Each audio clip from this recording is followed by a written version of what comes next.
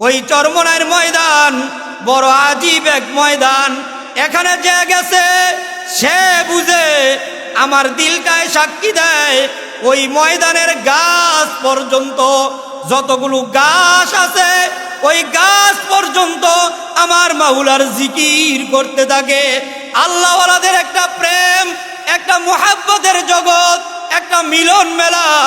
এই মাসের, এই চলতি মাসের ফেব্রুয়ারি মাসের 19, 20, 21 তারিখ চরমনার ঐতিহাসিক ফাল্গুনের মাহফিল। বাবা, অনেকে অনেক কিছু বলতে পারে, অনেকে অনেক ধারণা রাখতে পারে। দেখার জন্য হলেও, পরীক্ষা করার জন্য হলেও একটাবার চরমনাইয়ের ময়দানে যাওয়ার অন্তত নিয়ত করব। নেওয়ার মালিক আল্লাহ। নিয়ত করতে পারি কারা কারা? দুইটা হাত উঠাই।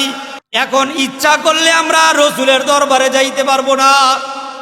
ইচ্ছা করলে এখন আর আপনি আর আমি হযরত আলী রাদিয়াল্লাহু তাআলা আনহুকে পাবো না। এখন ইচ্ছা করলেই হাসান বসরির কাছে যাওয়া সম্ভব না। এখন ইচ্ছা করলেই আব্দুল কাদের জিলানীকে আপনি আমি পাবো না। এখন ইচ্ছা করলেই বাইজিদ বুস্তামিকে পাবো না। ইচ্ছা করলেই মুঈনুদ্দিন চিশতিকে এখন আপনি আর আমি পাবো না। এখন ইচ্ছা করলেই ওই সিলেটের জায়গায় ঘুমায় আছে হযরত শাহজালাল রহমাতুল্লাহি আলাইহিকে এখন ইচ্ছা করলেই পাওয়া যাবে না বাবা। যেহেতু ওদেরকে পাওয়া যাবে না, ওদের একজন আওলাদ, এই তরিকতের একটা রশি আমার মাওলা চরমনাইয়ের ময়দানে রাখছে। ওই চরমনাইয়ের ময়দান বড় আজীব এক ময়দান। এখানে যে গেছে সে বুঝে, আমার দিলটায় সাক্ষী দেয়। ওই ময়দানের গাছ পর্যন্ত, যতগুলো গাছ আছে ওই গাছ পর্যন্ত আমার মাওলার জিকির করতে থাকে। আল্লাহওয়ালাদের একটা প্রেম, একটা মুহাব্বতের জগৎ, একটা মিলন মেলা। এই মাসের, এই চলতি মাসের ফেব্রুয়ারি মাসের 19, 20, 21 তারিখ চরমনার ঐতিহাসিক ফাল্গুনের মাহফিল। বাবা, অনেকে অনেক কিছু বলতে পারে, অনেকে অনেক ধারণা রাখতে পারে। দেখার জন্য হলেও, পরীক্ষা করার জন্য হলেও একটাবার চরমনাইয়ের ময়দানে যাওয়ার অন্তত নিয়ত করব। নেওয়ার মালিক আল্লাহ। নিয়ত করতে পারি কারা কারা? দুইটা হাত উঠাই। হায় আল্লাহ,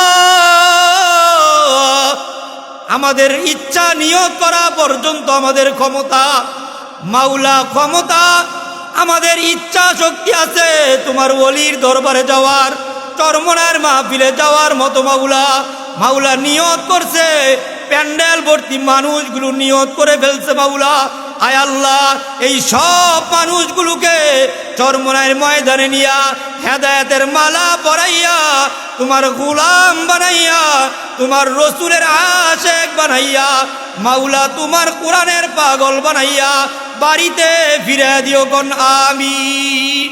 আল্লাহ বলে, বান্দা তুই জান্নাতে যাইতে গেলে তোর সার্টিফিকেট লাগবে না। জান্নাতে যাইতে গেলে তোর বংশ মর্যাদা দেখবো না, তোর চেহারা সুন্দর না কালো এটা আমি দেখবো না। বান্দা তোর ব্যবসা ছোট না বড় এটা আমি দেখবো না। বান্দা তুই আমার কাছ থেকে জান্নাত পাইতে গেলে বান্দা তোর কয়খানি জমি আছে আমি তোকে এটা দেখবো না। আমি তোর কাছ থেকে দুইটা জিনিস চাই।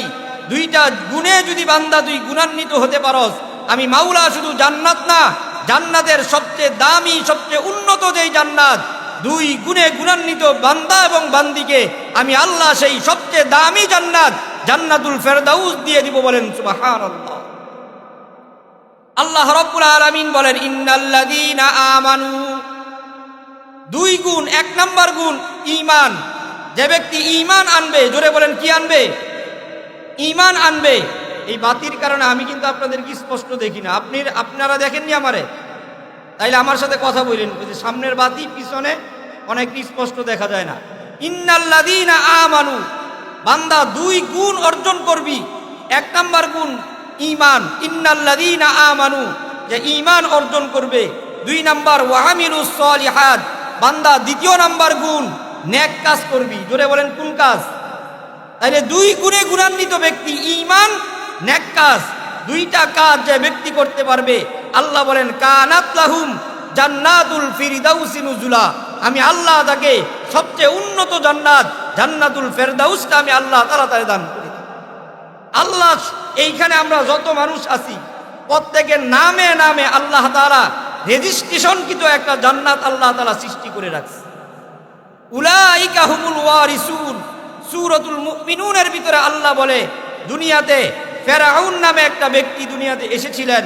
ফেরাউনের নামেও, ফেরাউন দুনিয়াতে আসার আগে ফেরাউনের নামেও আল্লাহ একটা জান্নাত বানায় রাখছে। নমরুদ নামে দুনিয়াতে একটা মানুষ ছিল, নমরুদের নামেও আল্লাহ দুনিয়াতে একটা জান্নাত বানাইছে। আবু জাহেল নামে একটা ব্যক্তি দুনিয়াতে ছিলেন, ওই আবু জাহেলের নামেও আল্লাহ তাআলা একটা জান্নাত বানাইছে। কিন্তু সে এই দুই গুণ অর্জন করতে পারে নাই, যার কারণে আবু জাহেলের জান্নাত তার কাছ থেকে ছুটে গেছে, নমরুদের জান্নাত তার কাছ থেকে ছুটে গেছে। আল্লাহ যদি এই নমরুদ যদি ঈমান এবং আমল আনতো তাহলে আল্লাহ নমরুদকেও জান্নাত দিত কি দিত না? জোরে কোন। আবু জাহেল যদি এই দুই গুণ অর্জন করত আল্লাহ আবু জাহেলকেও জান্নাত দিত। আল্লাহ সকলের নামে নামে দুনিয়ায় আপনাকে আমাকে পাঠাইবার আগে জান্নাত রিজার্ভ রাখছে। বান্দা তোর কাজ এই দুই গুণ অর্জন কর, তোর নামের জান্নাত তোকে আমি বুঝিয়ে দিব। আর যদি এই দুই গুণ অর্জন করতে না পারোস তো বান্দা অন্যান্য আবু জাহেল, উতবা, সাইবা, নমরুদ, ফেরাউন যেইভাবে তাদের জান্নাতটা তাদের কাছ থেকে ছুটে গেছে, ওই রকম তোর কাছ থেকেও জান্নাত ছুটে যেতে পারে কি পারে না? আল্লাহ বলে ইন্নাল্লাযীনা আমানু, যারা ঈমান আনবে। ঈমান কি? দুই জিনিসের নাম ঈমান। জোরে বলেন কয় জিনিস? আমার বয়ানের শেষে আবার আপনাদের কাছ থেকে ফিডব্যাক নিব যে আমি যে আপনাদেরকে বললাম এতক্ষণ এটা আপনারা বুঝছেন কিনা। আচ্ছা বলেন তো, জান্নাতে যাইতে গেলে কয় গুণ লাগবে? সবাই বলতে হবে কয় গুণ? এক নাম্বার ঈমান, এক নাম্বার কি? দুই নাম্বার নেক কাজ, দুই নাম্বার নেক কাজ। এখন প্রথম পাঠ বলতেছি, ঈমান কাকে বলে এটা বুঝাইতেছি। ঈমান বলা হয় দুই জিনিসকে।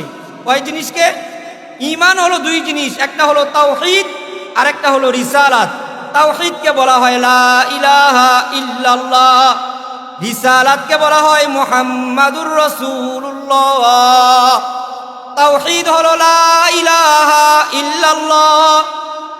তাওহীদ শব্দের অর্থ হলো একত্ববাদ, ঈমান শব্দের অর্থ হলো বিশ্বাস। বিশ্বাস, ঈমানের শাব্দিক অর্থ হলো বিশ্বাস। বিশ্বাস বড় মারাত্মক জিনিস। বিশ্বাসের কারণেই আমরা মুসলমান। একদল মানুষ বিশ্বাস করছে আল্লাহ নাই, নাউজুবিল্লাহ বলবেন না। এই বিশ্বাসের কারণে তারা নাস্তিক। তারা কি হয়েছে? নাস্তিক। আরেক দল মানুষ বিশ্বাস করছে আল্লাহ আছে, তবে আল্লাহ একা না, আল্লাহর একটা সন্তান আছে, নাম উযাইর। চিল্লায় বলেন নাউজুবিল্লাহ। ওয়াকালাতিল ইয়াহুদু উযাইরুন ইবনুল্লাহ, ইহুদিরা আল্লাহর সাথে শরীক করতেছে, উযাইরকে আল্লাহর সন্তান সাব্যস্ত করছে। এই বিশ্বাসের কারণে এই দল হয়ে গেছে ইহুদি। আরেক দল মনে করতেছে আল্লাহ আছে, তবে আল্লাহ একা না, আল্লাহর একটা বিবি আছে হযরত মারিয়াম আলাইহিস সালাতু ওয়াস সালাম, সাথে সাথে আল্লাহর একটা সন্তান আছে হযরত ঈসা আলাইহিস সালাতু ওয়াস সালাম। এই তৃতীয়বাদে বিশ্বাসী, তিন খোদায় বিশ্বাসী। এই বিশ্বাসের কারণে এই গ্রুপটা এই প্রকার মানুষ হয়ে গেছে খ্রিস্টান। এক প্রকার বিশ্বাস করছে আল্লাহ নাই, এগুলো এইভাবে সৃষ্টি হয়েছে প্রাকৃতিকভাবে। এই বিশ্বাসের কারণে তারা নাস্তিক। আরেক প্রকার আস্তিক ঠিক, কিন্তু ইহুদি বিশ্বাস করতেছে আল্লাহ আছে, তবে আল্লাহর একটা সন্তান আছে উযাইর, তৃতীয় নাম্বার প্রকার। এই কারণে এই উযাইরকে আল্লাহর সন্তান সাব্যস্ত করার কারণে ওরা হয়ে গেছে ইহুদি। আরেক দল মনে করতেছে আল্লাহর একটা বিবি আছে, আল্লাহর একটা সন্তান আছে। এই তিন খোদায় তৃতীয়বাদে বিশ্বাসী, এই বিশ্বাসের কারণে ওরা হয়ে গেছে খ্রিস্টান। আরেক প্রকার মনে করতেছে আল্লাহ আছে, তবে আল্লাহর এত ক্ষমতা নাই, আল্লাহর এক এক ক্ষমতা এক একটা পাঠ করতে করতে করতে করতে ওরা আল্লাহর সাথে শিরিক করতে করতে করতে করতে ৩৩ কোটি দেবতায় বিশ্বাস করার কারণে ওরা হয়ে গেছে মুশরিক বা হিন্দু। কথা কি বুঝাইতে পারতেছি? সব বিশ্বাসের কারণে। ইহুদিদের চোখ দুইটা, আমাদের চোখ কি চারটা? খ্রিস্টানের হাত দুইটা, আমাদের হাত কি পাঁচটা? হিন্দুদের পা দুইটা, আমাদের পা কয়টা? পার্থক্য কি? হিন্দু হিন্দু হইছে ওর বিশ্বাসের কারণে, ইহুদি ইহুদি হইছে তার বিশ্বাসের কারণে, খ্রিস্টান খ্রিস্টান হইছে তার বিশ্বাসের কারণে। আমরা বিশ্বাস করি কুল হুয়াল্লাহু আহাদ, আল্লাহুস সামাদ, লাম ইয়ালিদ ওয়া লাম ইউলাদ ওয়া লাম ইয়াকুল লাহু কুফুয়ান আহাদ। আল্লাহ একক, তার কোনো ছেলে নাই, তার কোনো মেয়ে নাই, তার মা নাই, তার বাবা নাই, তার বিবি নাই, তার সন্তান নাই, তার বিরোধী কোনো দল নাই। 5 বছর পর পর তাকে হরতাল করে নামাবে, মানববন্ধন করে নামাবে, এমন কোনো আল্লাহর বিরোধী পার্টি নাই। ওয়ালা বিয়াকুল্লাহু কুফুয়ান আহাদ, আল্লাহর সমকক্ষ কেউ নাই। আল্লাহর বিরুদ্ধে স্লোগান তুলবে এমন কেউ নাই, আল্লাহর ক্ষমতা থেকে নামিয়ে ফেলবে এমন কেউ নাই। বরং আল্লাহ দিনকে রাত বানান, রাত্রকে দিন বানান। আল্লাহ তাআলা হায়াতের মালিক, মৃত্যুর মালিক। আল্লাহ ইজ্জত দেনেওয়ালা, আল্লাহ বেজ্জুতি করনেওয়ালা, আল্লাহই সকল ক্ষমতার উচ্চ। কথা বলেন ঠিক কিনা?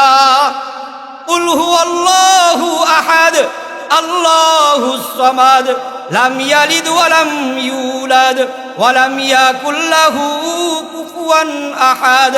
আল্লাহ বলে, ইন্নাল্লাযীনা আমানু, বান্দা ঈমান আনবি।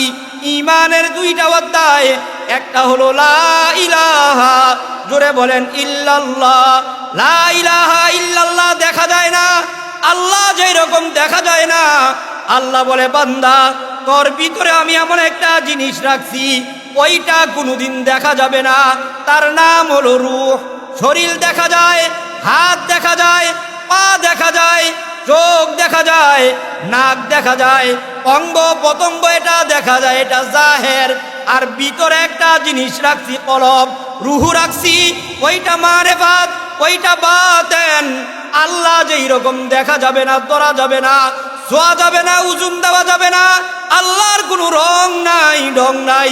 আল্লাহ বলে, আমি না দেখা রবের জিকিরের মাধ্যমে, আমি না দেখা আল্লাহর উপরে বিশ্বাসের মাধ্যমে না দেখা একটা জিনিস আছে। কি জিনিস? ইয়াসআলুনাকা আনির রূহ কুলির রূহু মিন আমরি রব্বি। যেই রুহের শক্তিতে হাত চলে, যেই রুহের শক্তিতে চোখ দেখে, যেই রুহের শক্তিতে জিহ্বা নাড়াচাড়া করে, যেই রুহের শক্তিতে পা চলাফেরা করে, যেদিন এই দেহের ভিতরে রুহু থাকবে না, চোখের জায়গায় থাকবে, জিহ্বা জিহ্বার জায়গায় থাকবে, হাত হাতের জায়গায় থাকবে, পা পায়ের জায়গায় থাকবে, চোখ আর কোনো কাজ করবে না, জিহ্বা কোনো নাড়াচাড়া করবে না, হাত চলবে না, পা চলবে না। আপনি আমি একটা মরা লাশে পরিণত হব। যেই শক্তির মাধ্যমে দেহ চলতেছে, ওইটাকে বলা হয় রূহ। ওইটা ধরা যাবে না, ছোঁয়া যাবে না, ওজন দেওয়া যাবে না, রং নাই, কালার নাই, ওইটা থাকবে, অনুরোধ করা যাবে, অনুভব করা যাবে। আমার আল্লাহ বলে, লা ইলাহা ইল্লাল্লাহ। বান্দা তোর ভিতরেই তো, ফি আনফুসিকুম আফালা তুবসিরুন। তুই আমারে দেখতে চাস বান্দা, তুই তো তোরে দেখতে পারস না। তোর ভিতরেই তো আমি এমন একটা জিনিস রাখছি, যেই জিনিসটা তুই অনুভব করতে পারস না, ওইটা তুই দেখতে পারস না। আমারে কেমনে দেখবি? বান্দা না দেখা রবের উপরে বিশ্বাস করিয়া, না দেখা কলবটা তুই আলোকিত কর, না দেখা আল্লাহর উপরে বিশ্বাসের মাধ্যমে না দেখা কলব পরিষ্কার করতে হবে। কথা কি বুঝাইতে পারছি? আল্লাহ যেরকম দেখা যাবে না, কলব দেখা যাবে না, রুহু দেখা যাবে না, ওই রুহু পরিষ্কারের যন্ত্র লা ইলাহা, জোরে বলেন ইল্লাল্লাহ, লা ইলাহা ইল্লাল্লাহ। আর দেখা যাবে চোখ, দেখা যাবে মাথা। আল্লাহ বলে, মুহাম্মাদুর রাসূলুল্লাহ, আমি মুহাম্মদের রং সব জায়গায় ছড়া দিলাম। বান্দা তুই মুহাম্মদের রঙে তুই মাথা সাজা। বান্দা মুহাম্মদ জাহের, মুহাম্মদের রঙে তুই তোর দাড়ি সাজা। বান্দা মুহাম্মদের রঙে তুই তোর পাঞ্জাবি সাজা। বান্দা মুহাম্মদের রঙে তুই নামাজ কায়েম কর। বান্দা মুহাম্মদের রঙে তুই ব্যবসা কর। বান্দা মুহাম্মদের রঙে তুই কৃষি কাজ কর। বান্দা মুহাম্মদের রঙে পরিবার চালা, সমাজ চালা, রাষ্ট্র চালা, অর্থনীতি চালা, সমাজনীতি চালা। রাজনীতি শুধু থাকবে না, কথা কন না, রাজনীতিও চালাইতে হবে। তাহলে এখন আমরা মনে করি সব চলবে মুহাম্মদের আদর্শে, খালি রাজনীতিটা বাদে। এইখানে আসলে আর কি লাগে না? ভালো লাগে না। আল্লাহ বলে লা ইলাহা ইল্লাল্লাহ, লা ইলাহা ইল্লাল্লাহ দিয়ে ভিতর সাজাবি, মুহাম্মদুর রাসূলুল্লাহ দিয়ে তোর যা বাহ্যিক আছে দুনিয়া আছে সব কুল কায়নাত মুহাম্মদের মুহাব্বতে আমি আল্লাহ যেই রকম সৃষ্টি করছি এই সব কিছু সাজাবি মুহাম্মদের রং দিয়া। বলেন সুবহানাল্লাহ। লা ইলাহা ইল্লাল্লাহ যে ব্যক্তি অর্জন করতে পারবে, এই ঈমান যে ব্যক্তি অর্জন করতে পারবে, তার বিশ্বাসের স্তরটা হয়ে যাবে তিন প্রকারের। কয় প্রকারের? সময় কম। ঈমানের স্তর, ঈমানের তিনটা সিঁড়ি আছে। একটাকে বলা হয় ইলমুল ইয়াকিন, আরেকটাকে বলা হয় আইনুল ইয়াকিন, আরেকটাকে বলা হয় হাক্কুল ইয়াকিন। কোন সুবহানাল্লাহ।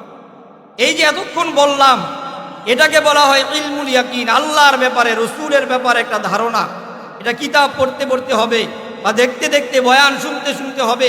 ইলমুল ইয়াকিন কি জিনিস? ঈমানের তিনটা স্তর। এক নম্বর হলো ঈমানে লফজি। ঈমানে লফজির পর্যায়ে যে ব্যক্তি থাকবে তার ইয়াকিনের পর্যায় হবে ইলমুল ইয়াকিন। ইলমুল ইয়াকিন কি? ছেলে আছে আপনার? ছেলে আছে? ধরেন আপনার ছেলে বয়স 7-8 বছর, এক জায়গায় ধোঁয়া দেখছে। জোরে কোন কি দেখছে? জোরে কোন কি দেখছে? ধোঁয়া। এখন ধোঁয়া দেখার পর সন্তান বাবাকে জিজ্ঞেস করতেছে, বাবা ওই জায়গায় কি আছে? এখন বাবা 6-7 বছরের সন্তানকে ইয়াকিন বুঝাইতেছে। ইয়াকিন সন্তানকে বাবা বলতেছে, বাবা এখানে আগুন আছে। কি আছে? আগুন আছে। সন্তান বলতেছে, বাবা কি কোন? হেন আগুন আছে কেমনে? ওইখানে তো আগুন দেখা যায় না। বাবা সন্তানকে বুঝাইতেছে, বলতেছে, বাবা ধোঁয়া যেহেতু আছে, ধোঁয়া এমনি এমনি আসে না, ধোঁয়া যেহেতু আছে বুঝা যায় অবশ্যই অবশ্যই এখানে আগুন আছে। আগুন আছে বিদায়ী এইখান থেকে ধোঁয়া বের হইতেছে। কোন সুবহান। আল্লাহ বলে ইলমুল ইয়াকিন, বান্দা এমনি এমনি আমার প্রতি বিশ্বাস করা লাগবে না। 30 হাত একটা গাছ, এই গাছের শুরু থেকে নিয়ে শেষ পর্যন্ত পুরাটা যদি চৌচির করে ফাড়েন এক ফুটা পানি পাওয়া যাবে না। কিন্তু এই 30 হাত গাছের উপরে ডাবের ভিতরে মিষ্টি পানি চিল্লা বলেন কে দান করছে? কে দান করছে? তাইলে এই ডাব গাছ দেখে, এই ধোঁয়া দেখে যেরকম আগুন বোঝা যায়, ডাব গাছের পানি দেখলেও আমার মাওলারে চিনা যায় কি যায় না?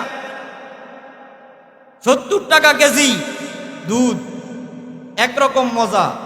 এই দুধ জাল দিলে উপরে হর পরে, এটার মজা কি দুধের মতোই না আরেক রকম?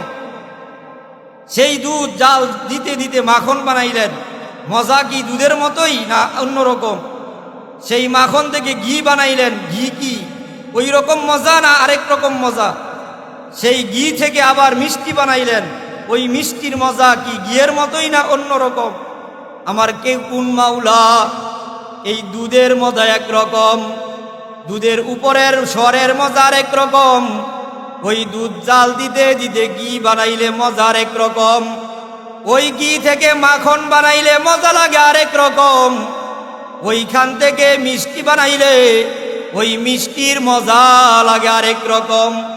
জিব্বা একটা, ওই জিব্বায় দুধের মজা একরকম, স্বরের মজা আরেক রকম, ঘিয়ের মজা আরেক রকম, মাখনের মজা আরেক রকম, মিষ্টির মজা আরেক রকম। জোরে বলেন এই মজা কে দিছে? আমার আল্লাহ ডাক দিয়ে বলে ইলমুল ইয়াকিন। সন্তান দুয়া দেখলে যদি বাবা তারে বুঝাইতে পারে, বাবা দুয়া যেহেতু আছে, আগুন আছে, আমার সব সৃষ্টির ভিতরে আমি নিজে রুকাইত। তাফাক্কারু ফি খালকিল্লাহ, আমার সৃষ্টি জগৎ দিয়ে চিন্তা ভাবনা গবেষণা কর। প্রত্যেকটা সৃষ্টি বলে দিবে এই সৃষ্টির একটা স্রষ্টা আছে না নাই। এবার বাবাকে সন্তান বলতেছে, বাবা মুখে বললে হবে না, আপনি একটু আমারে কাছে নিয়ে যান।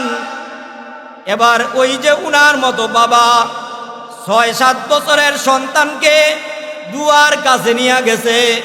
এবার কাছে নেওয়ার সাথে সাথে সন্তান শুধু দুয়া দেখে না, যেই জায়গা থেকে আগুন জ্বলে ওই আগুন দেখে কি দেখে না? ওয়াইদ ক্বালা রাব্বুকা ওয়াইদ ক্বালা ইব্রাহিমু রব্বি আরনি কাইফা তুহয়িল মাউতা ক্বালা আওয়ালাম তুমিন ক্বালা বালা ওয়ালাকিন লিয়াতমাইন্না কলবি। পয়গম্বর ইব্রাহিম আলাইহিস সালাতু ওয়াস সালাম আল্লাহর কাছে বলতেছে, আল্লাহ, মানুষ মারা যাওয়ার পর কবরের ভিতরে হাজার হাজার বছর থাকবে, হাজার হাজার বছর থাকবে, মানুষ পচে গলে একেবারে সব কিছু শেষ হয়ে যাবে, এখান থেকে মানুষগুলোর আপনি কেমনে উঠাইবেন? আল্লাহ বলে, কি রে ইব্রাহিম, তরে না আমি নবুয়তি দিছি, তরে না আমি খলিল বানাইছি, আমি আল্লাহ যে কবর থেকে মানুষগুলো উঠাবো, এটা কি তোর কাছে বিশ্বাস হয় না? পয়গম্বর ইব্রাহিম বলেন, মাওলা, বিশ্বাস হয় এই বাচ্চার মতো, শুধু বিশ্বাস হলে হবে না, আপনি আমার একটু আইনুল ইয়াকিন, আপনি আমার একটু দেখায়া দেন।